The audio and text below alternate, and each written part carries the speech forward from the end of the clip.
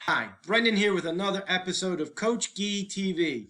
Yesterday, the market went completely haywire. It was down at one point, I think 700 points. Today I wake up, it's up like another 150 last time I checked. So the market's gone haywire. I think it reflects the mood of the country. Right now, everybody's scared to death over whether or not their candidate is going to lose. Let's face it, come November the 5th, half the country is going to be angry, pissed off, worried, scared about where the country is going, depending upon whether or not their guy got in office or their guy didn't get in office. So as far as investors are concerned, I thought I'd step back and take a look at how does the market react over the long haul, depending upon whether there's a Democrat in office or whether there's a Republican in office.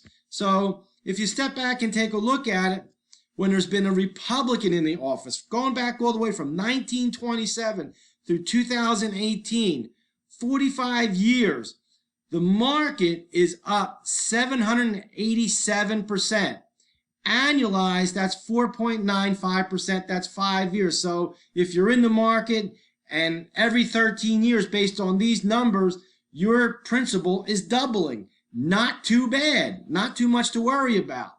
So let's take a look at what happens if when a Democrat has been in the office. Again, going back from 1927 to 2018, there's 47 years that a Democrat has been in the Oval Office. The market is up a total of 60,685%. Annualized 14.31%. Again, as far as the long haul is concerned, the markets don't really care who's in the office. So here's the thing you have to understand about the market. Uncertainty happens all the time. We don't know what's going to happen with the election. We don't know what's going to happen 6 months down the road. Will Corona come back? Will we have a vaccine? Will we get back to normal? Again, uncertainty happens all the time.